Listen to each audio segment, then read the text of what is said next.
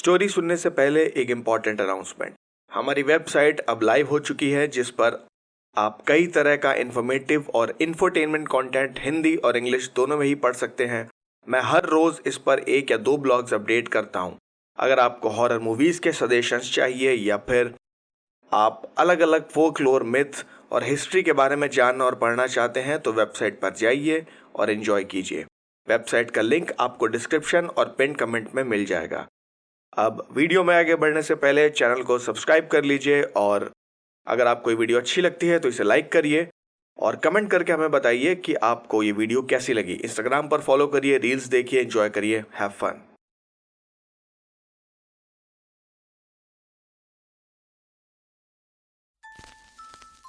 यश एक software engineer था और उसकी कंपनी ने हाल ही में उसे एक स्पेशल ट्रेनिंग के लिए अमेरिका भेजा था। उसे यहाँ 3 महीने रुकना था। उसकी ट्रेनिंग और रहने का सारा खर्च उसकी कंपनी उठा रही थी, इसीलिए उसके लिए ये 3 महीने का ब्रेक एक वेकेशन जैसा था। वो दिन में अपनी ट्रेनिंग करता और शाम को अपने 1-2 दोस्तों के साथ यहाँ वहाँ घूमता। उसकी ट्रेनिंग यहाँ पूरी होने ही वाली थी, पर वो जाते जाते एक बार अपने मामा जी से मिलना चाहता था। उसके मामा जी का घर उसके ऑफिस से काफी दूर था, पर यश ने 2-4 दिन की छुट्टी अलग से ले रखी थी। उसे कोलोराडो जाना था। यश के मामा जी का वहां अच्छा खासा बिजनेस था और उनके पास 2-3 घर थे। उनका वो कोलोराडो वाला घर बड़ी ही सुंदर जगह पर था। वो पहाड़ों पर बना लकड़ी का एक बड़ा सा घर था, जहां जाने के बाद शायद किसी का वापस आने का मन ही ना करता। एयरपोर्ट पर ही उसके मामा जी उसे लेने आ गए थे। यश जब उनके घर पहुंचा तो वहां की शान और शौकत देखने लायक थी। ये हल्की ठंड का मौसम था, पर ऊपर के पहाड़ों पर अब भी बर्फ जमी हुई थी। यश ये सब पहली बार देख रहा था और उसे यहाँ काफी अच्छा महसूस हो रहा था। शाम को पूरे परिवार ने एक साथ ही खाना खाया और वो सभी लोग सोने चले गए, पर यश की आंखों में नींद नहीं थी। शायद नई जगह और बदले हुए मौसम की वजह से उसे नींद नहीं आ रही थी। वो घर में टहलता हुआ लिविंग रूम में पहुंचा और उसने अपने लिए एक ड्रिंक बनाया। ड्रिंक लेकर वो बाहर गार्डन में आकर बैठ गया, जहां अब हल्की हल्की ओस पड़ना शुरू हो गई थी। यश को गार्डन में छोटी सी अलमारी दिखाई दी। वो यूं ही उस अलमारी को खोल कर देखने लगा। उसमें कई तरह की चीजें रखी हुई थीं, जैसे कि कुछ प्लायर्स और टूल्स वगैरह, जिनमें उसकी कोई दिलचस्पी नहीं थी। पर उस अलमारी में एक और चीज थी जिसने यश का ध्यान अपनी तरफ खींचा। ये एक गंदी सी डायरी थी जिस पर चमड़े का कवर था। यश ने उसे उठाया और उस पर से धूल साफ की। इस डायरी पर मौसम की काफी मार पड़ी थी, पर इस चमड़े के कवर ने इसके पन्नों को अभी भी बचाए रखा था। डायरी के अंदर पहले ही पन्ने पर एक नाम लिखा था, आइवन ड्रैगनोविक। यह नाम रशियन या ईस्ट यूरोपियन लग रहा था। यश ने वो डायरी उठाई और गार्डन की लाइट जलाई। वो कुर्सी पर अपना ड्रिंक लेकर ये डायरी पढ़ने बैठ गया। इस पर कोई तारीख नहीं पड़ी थी और ना ही कोई साल वगैरह लिखा हुआ था। पहला पन्ना पलटने पर लिखा हुआ था, मिशन रिपोर्ट। मैंने ये डायरी लिखना अभी ही शुरू किया है, पर इसे मैं खुशी से नहीं बल्कि मजबूरी में लिख रहा हूं। मेरे काम के बारे में बहुत कम लोगों को पता है, पर मैं चाहता हूं कि कोई तो मेरे बारे में जाने, जिससे मेरी मौत कम से कम गुमनामी में ना हो। मैं एक ऐसी टीम का पार्ट हूं जो कि मॉन्स्टर्स को पकड़ती है, पर ज्यादातर केसेस में हम उन्हें मार ही देते हैं। और मॉन्स्टर से मेरा मतलब है असली मॉन्स्टर्स, जैसे चुपाकाब्रा, वेयरवुल्फ, वेंडिगो, मैंटिकोर्स और ऐसे ही जीव। हम कोई अनोखे लोग नहीं हैं, हम आम लोग ही हैं, बस हमारी ट्रेनिंग अलग तरह से हुई है। हमारी सैकड़ों टीम्स दुनिया भर में अलग अलग जगहों पर अपना काम करने में लगी हुई हैं। ऐसा नहीं है कि मेरी टीम उन बाकी टीम में सबसे अच्छी है, पर हम अपने काम में माहिर हैं और मैं अपने चारों टीममेट्स पर पूरा भरोसा करता हूं। हमने एक साथ दर्जनों मिशंस को अच्छे से अंजाम दिया है और मुझे अभी तक तो लगता है कि हम हर चीज का सामना करने के लिए तैयार हैं, पर ऐसा है नहीं। हम एक आर्मर्ड ट्रक के पीछे के हिस्से में छुपे हुए हैं। हमारा एक साथी मारा जा चुका है और हम सब किसी न किसी तरीके से घायल हैं। हम एक 3 मीटर लंबे वेंडिगो से बचने की कोशिश कर रहे हैं क्योंकि अब वो हमारे शिकार पर निकला हुआ है। मैं इस आर्मर ट्रक में फंसा हुआ हूं और मेरे बाकी 3 साथी बेहोश पड़े हैं और मेरे पास यहां से निकलने का कोई रास्ता नहीं है। सबसे पहले मैं आपको ये बताता हूं कि मैं इस मुसीबत में कैसे फंसा। मैं पहले आर्मी में था। मैं नहीं बताऊंगा कि कौन सी और कहां की आर्मी, पर मैं एक बढ़िया सोल्जर था। बल्कि मैं यहां तक कहूंगा कि मैं दिमाग और शरीर दोनों से ही बहुत मजबूत था और शायद अभी भी हूं। दुनिया के जिस हिस्से से मैं आता हूं, वहां हर आदमी को मिलिट्री में 2 साल की नौकरी करना जरूरी है। अगर कोई इससे इनकार करता तो उसका जेल जाना तय है। मुझे लगता था कि मैं 2 साल की आर्मी की नौकरी करने के बाद कॉलेज जाकर मैकेनिकल इंजीनियरिंग की डिग्री लूंगा और अपनी गर्लफ्रेंड से शादी करके सुकून की जिंदगी बिताऊंगा, पर जाहिर है ऐसा बिल्कुल नहीं हो पाया। मेरी आर्मी की नौकरी में जब सिर्फ 2 हफ्ते बाकी रह गए थे, तब मुझे एक सीक्रेट रूम में बुलाया गया। मुझे पता भी नहीं था कि यह सीक्रेट रूम हमारे कैंप में कहां था, क्योंकि इसके बारे में किसी को कुछ पता नहीं था। वहां मेरे सामने मिलिट्री के बड़े बड़े ऑफिसर्स बैठे थे। मुझे लगता था कि शायद मुझसे कोई गलती हो गई थी। वैसे मैंने एक मशीन गन की बुलेट चुराई थी, एक निशानी के तौर पर, और मैं सोच रहा था कि अब शायद मेरा कोर्ट मार्शल होने वाला था, पर मैं गलत था। उन्होंने मुझसे कहा कि मैं एक बेहतरीन सोल्जर हूं और वो मुझे एक दूसरे देश में एक एलीट टीम का मेंबर बनाकर भेजना चाहते हैं। उस टीम में कई देशों के सबसे दमदार सोल्जर्स हैं। मुझे यह भी नहीं पता कि यह कौन सा देश था। मैंने वहां 4 साल तक अपनी ट्रेनिंग की और उसके बाद हमें असली मिशंस पर भेजा जाने लगा। मेरे पास ना कहने का कोई ऑप्शन नहीं था। मुझे ये करना ही था। शुरू शुरू में तो मुझे बहुत गुस्सा आता था, क्योंकि मेरे अपने कुछ सपने थे जिन्हें मैं पूरा करना चाहता था। पर जब मुझे अपनी सैलरी के बारे में पता चला तो मैं ना कह ही नहीं पाया, और ये भारी भरकम सैलरी आगे और भी बढ़ने वाली थी।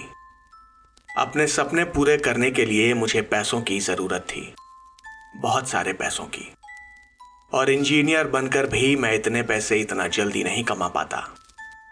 और हाँ, स्टेरॉइड्स। मैं स्टेरॉइड्स भी लेता हूं जो कि सस्ते नहीं मिलते।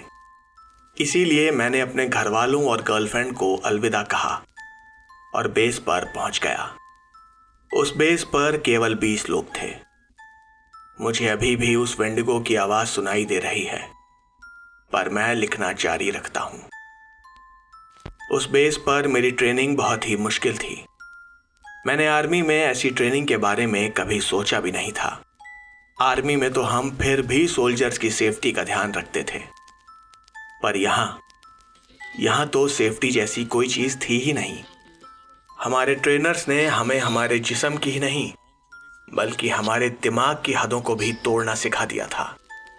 कभी कभी तो हमें 1-2 हफ्ते तक खाना ही नहीं मिलता था और हमारी गन्स हमेशा लोडेड रहती थीं। इन गन्स में असली गोलियां होती थीं। ये उनका तरीका था हमें गन सेफ्टी सिखाने का। उनका कहना था कि अगर हम असली सोल्जर्स हैं तो हम कभी गलती से गोली चला ही नहीं सकते। ये कोई चमत्कार ही था कि सभी 20 लोग अपनी ट्रेनिंग पूरी करने में कामयाब हो पाए थे, और शायद इसमें स्टेरॉइड्स का बहुत बड़ा हाथ था, क्योंकि यहां स्टेरॉइड्स लेने पर कोई पाबंदी नहीं थी। इस ट्रेनिंग में हमें यह भी बताया गया था कि हमें किन चीजों का सामना करना पड़ सकता था। हमें पता चला कि मॉन्स्टर्स असली होते हैं। हमें सिखाया गया था कि कुछ मॉन्स्टर्स जैसा कि मिनोटॉर्स वगैरह को मारना नहीं होता, बल्कि उन्हें हमें पकड़ना था, क्योंकि उनकी बॉडी में कुछ ऐसे केमिकल्स पाए जाते हैं जो कि कई बीमारियों को ठीक कर सकते हैं। और कुछ शांत क्रीचर्स जैसे कि बिगफुट या सैस्क्वाच को छेड़ने से मना किया गया था। पहले तो हम सबको ये मजाक जैसा ही लगा था, पर फिर उन्होंने हमें उन मॉन्स्टर्स के वीडियो दिखाना शुरू किया। उन वीडियोस में मॉन्स्टर्स इंसानों को खा रहे थे, उनके जिस्म के साथ चीर फाड़ कर रहे थे, और कुछ तो इससे भी बुरा। ये सब सच था। हमारी ट्रेनिंग के एक हफ्ते बाद हमें एक मिशन पर भेजा गया। हम एक प्राइवेट जेट से जापान गए थे, जहां हमें गाशा दोकुरो को ढूंढना था और उसे ठिकाने लगाना था। हमारी ब्रीफिंग के मुताबिक ये एक बहुत बड़ा स्केलेटन था जो जिंदा इंसानों को खाता था। हमें उस स्केलेटन को ढूंढने में ज्यादा मशक्कत नहीं करनी पड़ी।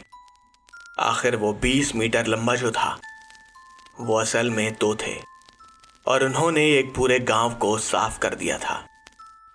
मेरी टीम को देखते ही उन्होंने हमारी तरफ दौड़ना शुरू किया और हम भागकर पेड़ों के बीच चले गए।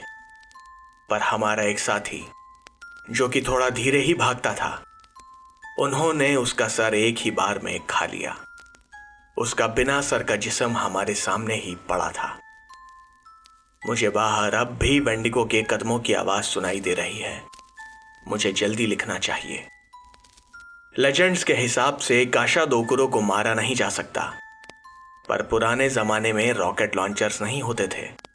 हमने उन दोनों स्केलेटन्स को रॉकेट लॉन्चर से उड़ा दिया। उनकी हड्डियों के छोटे छोटे टुकड़े उस गांव के खेतों में बिखर गए थे। ये किसी भी सुपरनैचुरल चीज से मेरा पहला आमना सामना था। इसके बाद मैं कई मिशंस पर गया और मैं अपने काम में और भी बेहतर होता गया।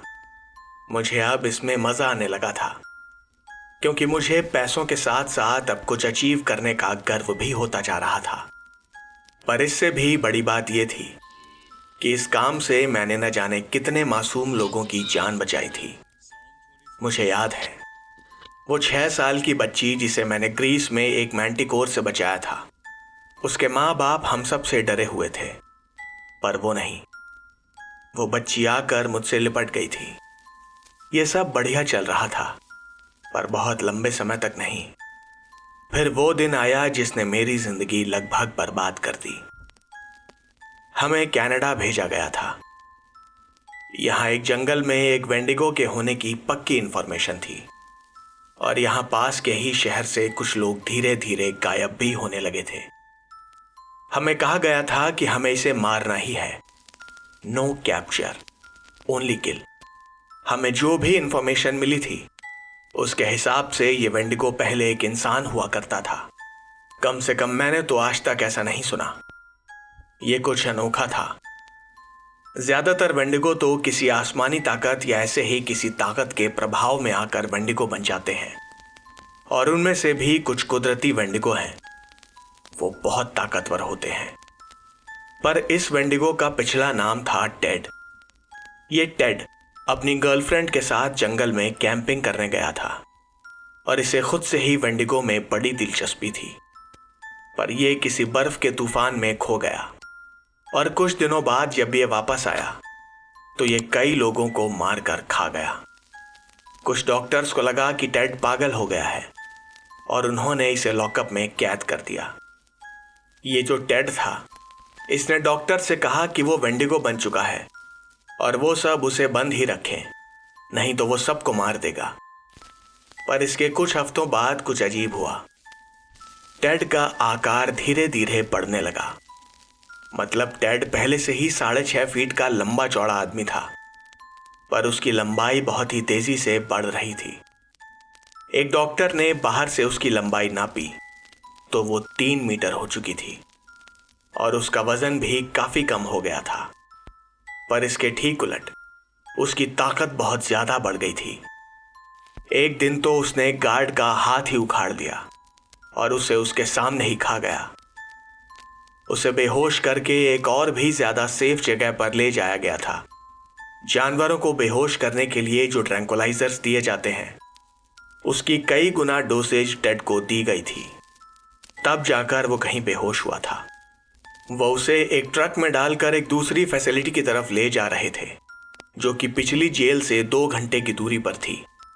पर उसे बीच रास्ते में ही होश आ गया। उसने उस ट्रक में मौजूद सारे गार्ड्स और ड्राइवर सबको अपनी भूख का शिकार बना लिया और जंगल में भाग गया। उसके बाद इस वेंडिगो की कई रिपोर्ट्स हमें मिली और फाइनली हमें इसे ठिकाने लगाने के लिए बुलाया गया। वेंडिगो के लेजेंड की माने तो कोई भी इंसान 2 तरह से ही वेंडिगो में तब्दील हो सकता है। पहला ये कि अगर वो इंसानों को ही खाना शुरू कर दे, और दूसरा ये कि अगर उसके दिमाग पर किसी वेंडिगो ने कब्जा कर लिया हो।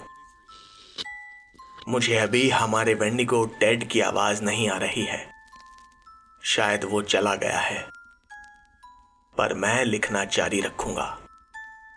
हम 5 लोगों की टीम जंगल में पहुंची तो हम हथियारों से पूरी तरह से लैस थे। Body armour, machine guns, rocket launchers, grenades, सब कुछ था हमारे पास। हमें लगा कि हम उसे खत्म कर सकते हैं, पर हम गलत थे। हमें उसके पैरों के निशान मिले, जिनका पीछा करना हमने शुरू किया। यहां उस वक्त एक बर्फ का तूफान चल रहा था और वो तूफान अब भी जारी है। हमने अपने आर्मर ट्रक में करीब 1 घंटे तक उसका पीछा किया, पर उसके बाद वो पैरों के निशान कहीं खो गए। हम प्लान बना रहे थे कि हमें आगे कैसे बढ़ना चाहिए कि तभी उसने हम पर हमला कर दिया। वो ना जाने कहां से हमारे ट्रक पर कूदा और उसने हमारे एक टीममेट, जो कि ड्राइविंग सीट पर था, उसे बाहर खींच लिया और उसे एक ही बार में पूरा निकल गया। मेरा वो टीममेट कोई आम आदमी नहीं था। 6 फीट का वो आदमी बहुत तगड़ा था, मतलब वो कहीं से भी ब्रॉक लेसनर से कम नहीं लगता था। मुझे पूरे वक्त उसकी चीखें सुनाई देती रहीं। मैं ये सब अपनी आंखों से देखता रहा। मैं ये भयानक नज़ारा कभी भूल नहीं पाऊंगा। उस वेंडिगो ने अपना जबड़ा पूरा खोल दिया था और उसने मेरे टीममेट को कमर तक एक ही बार में अपने मुंह में डाल लिया था। हमारा ट्रक एक पेड़ से टकरा गया और पहली बार हमारे जैसे प्रोफेशनल्स को भी डर लगने लगा था। हम सब ने उस वेंडिगो को हमारे साथी को खाते हुए देखा था।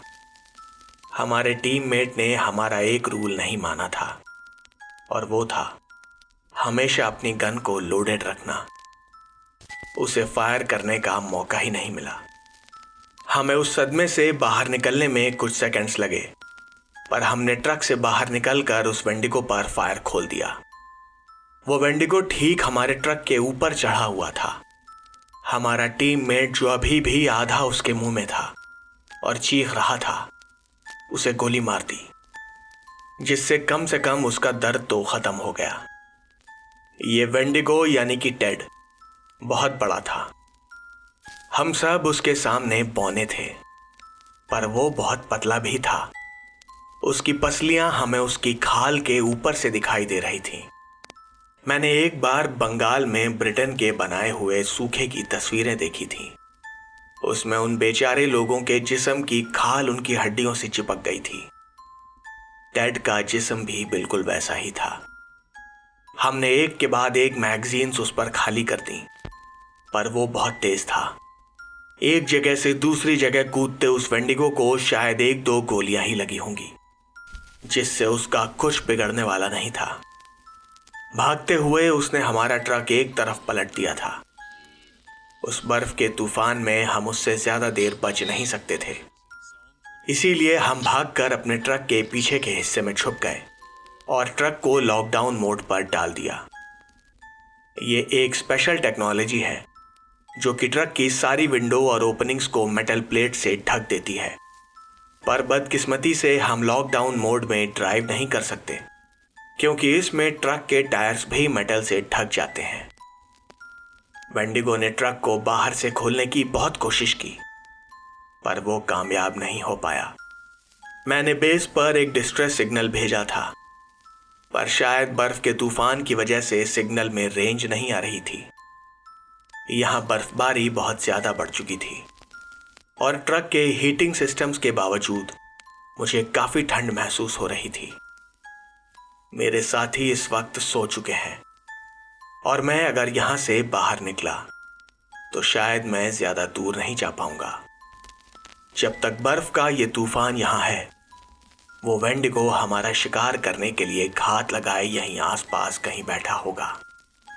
पर अगर कोई इस डायरी में लिखी मेरी कहानी को पढ़ रहा है तो इसका मतलब है कि मेरी टीम में से कोई भी जिंदा नहीं बच पाया। ये डायरी यहीं खत्म हो गई।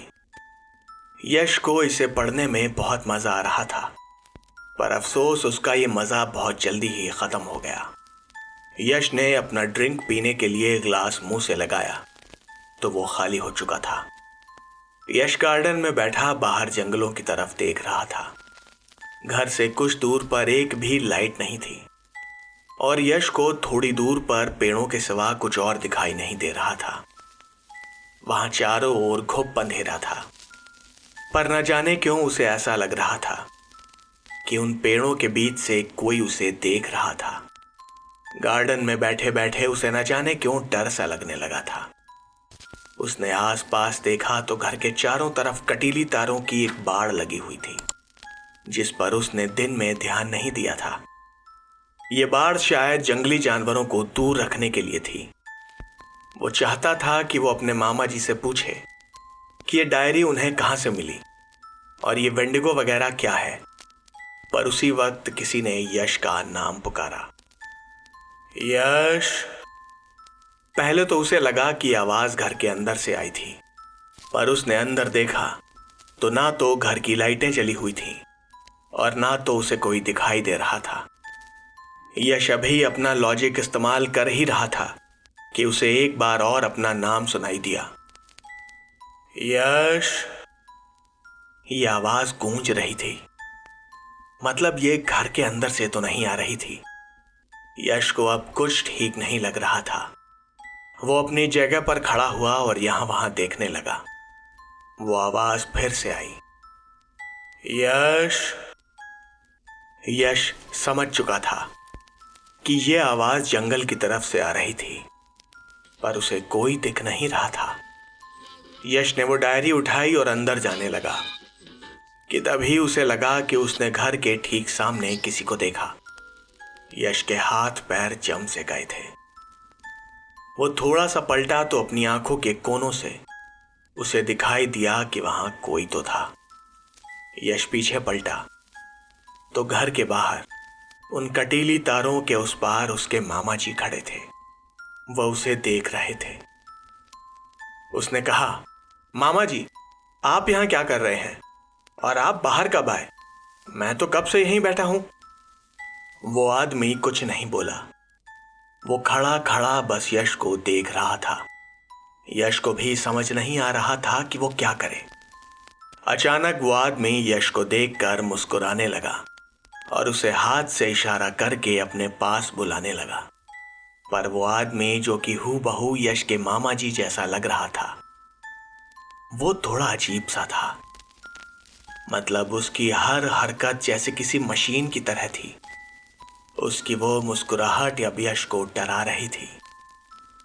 यश भी समझ गया था कि ये उसके मामा जी तो नहीं हो सकते, क्योंकि वो उसे बाहर क्यों बुलाते, और वो भी इतनी रात में। यश और उसके उस झूठे मामा जी के बीच में बस 3 फीट की लकड़ी की फेंसिंग और उसके चारों ओर लगी कटीली तार थी। और अगर वो आदमी इंसान नहीं था तो उसके लिए वो फेंसिंग कूदना कोई बड़ी बात नहीं थी। यश उसकी जद में था और उसकी जान को खतरा था। तभी यश ने अपने बगल से अपने मामा जी को आते देखा। उनके हाथ में एक शॉटगन थी। उन्होंने बिना कुछ कहे सीधा उस चीज पर फायर कर दिया। एक के बाद एक यश के मामा जी ने उस चीज पर 3 शेल्स दागे और उस इंसान नुमा चीज के जिस्म से मांस के लोथड़े लटकने लगे। पर उस आदमी के मुंह से एक आह भी नहीं निकली। क्या उसे जरा भी दर्द नहीं हुआ था? वो आदमी पलटा और किसी जानवर की तरह दोनों हाथों पैरों पर तेजी से भागता हुआ जंगल की तरफ दौड़ गया। यश फटी आंखों से वो नजारा देख रहा था। उसे लग रहा था वो शायद सपना देख रहा है, पर जब उसके मामा जी का हाथ उसके कंधे पर पड़ा तो वो समझ गया कि ये हकीकत थी। यश के मामा जी उसे अंदर ले गए और दरवाजा बंद कर लिया। अंदर घर में मेन दरवाजे पर एक बहुत ही हाईटेक इलेक्ट्रॉनिक लॉक लगा हुआ था, जिसे यश ने अभी अभी ही देखा था। अंदर यश के मामा जी ने उसे सोफे पर बिठाया और पीने के लिए थोड़ा पानी दिया। यश के हाथ में अब भी वो डायरी थी जिस पर उनकी नजर पड़ गई थी। यश के मामा जी ने कहा, देखो यश, तुम्हारे हाथ में जो डायरी है ये मुझे कनाडा के जंगलों में एक ट्रक में मिली थी। मैं अपने कुछ दोस्तों के साथ पिछले साल कैंपिंग के लिए गया था और वहां हमें एक बड़ा सा आर्मर्ड ट्रक एक पेड़ के अंदर धंसा हुआ मिला था। उस ट्रक में कोई डेड बॉडी नहीं थी, ना ही कोई खून या कुछ और। ट्रक क्या, उसे तुम एक छोटा टैंक समझो। मैंने ऐसी हाईटेक गाड़ी मूवीज में भी कभी नहीं देखी। तब से ये डायरी मेरे पास है। मुझे नहीं पता इसमें लिखी सारी बातें सच हैं या नहीं, पर मैं इन्हें पूरी तरह नकार भी नहीं सकता। अभी तुमने जो देखा, ऐसी कई चीजें यहां अमेरिका में हैं और मेरा इनसे सामना पहली बार नहीं हुआ है। इसीलिए मैं ठंड के मौसम में यहां नहीं रुकता। उस वक्त इनसे लड़ना काफी मुश्किल होता है और तुम्हारी किस्मत अच्छी है कि मैं तुम्हें ढूंढते हुए बाहर आ गया, वरना आज। खैर, तुम अभी सोने जाओ और जब तक तुम यहां हो कभी भी अकेले में बाहर मत जाना, और जंगल की तरफ तो बिल्कुल भी नहीं। गोलियों की आवाज से अब तक घर के बाकी लोग भी नीचे आ गए थे। यश के मामा जी ने उन्हें कह दिया कि एक भालू घर के पास आ गया था और अंदर घुसने की कोशिश कर रहा था। इसीलिए उन्होंने हवा में 1-2 गोलियां चलाकर उसे भगा दिया। वहीं यश अब तक सुन्न बैठा हुआ था। उसे यहां 1-2 दिन और रुकना था, पर अब उसे डर लग रहा था, क्योंकि अब वो मानने लगा था कि भूत होते हैं।